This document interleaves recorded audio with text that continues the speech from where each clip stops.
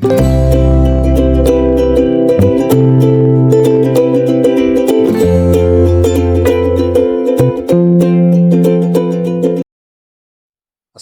আলাইকুম। সম্মানিত দর্শক, আজ আমরা ফিউচার কন্টিনিউয়াস টেন্সে ভার্বের রুলস নিয়ে আলোচনা করব।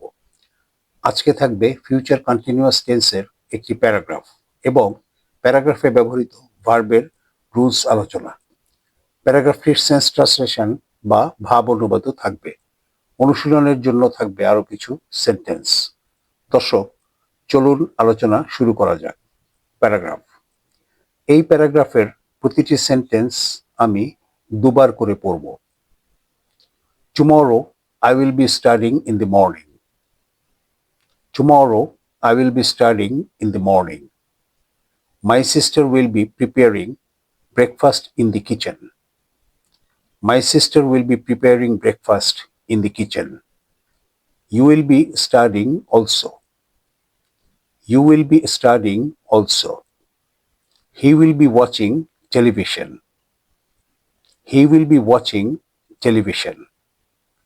Russell will be studying with me. Russell will be studying with me. They will be playing football in the afternoon. They will be playing football in the afternoon. Rakib and Rakesh will be watching the game. Rakib and Rakesh will be watching the game. এই প্যারাগ্রাফটি future continuous টেন্সে গঠিত। ভবিষ্যতের কোনো নির্দিষ্ট সময়ে কোনো কাজ চলমান থাকবে, এটা বোঝানোর জন্য ফিউচার কন্টিনিউয়াস টেন্স ব্যবহৃত হয়। রুলস। ফিউচার কন্টিনিউয়াস টেন্সে ভার্বের আগে উইল বি বসে এবং ভার্বের সাথে আইএনজি যোগ হয়।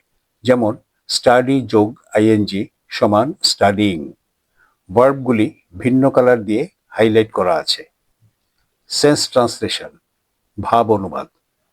আগামীকাল সকালে আমি পড়তে থাকব। আমার বোন রান্নাঘরে নাস্তা তৈরি করতে থাকবে। তুমিও পড়তে থাকবে। সে টেলিভিশন দেখতে থাকবে। রাসেল আমার সঙ্গে পড়তে থাকবে। তারা বিকেলে ফুটবল খেলতে থাকবে। রাকিব এবং রাকেশ খেলাটি দেখতে থাকবে। অনুশীলনের জন্য আরো কিছু sentence. I will be taking a rest after study. We will be eating lunch after 1 p.m. You will be singing in the morning. He will be walking in the evening. They will be walking also in the evening.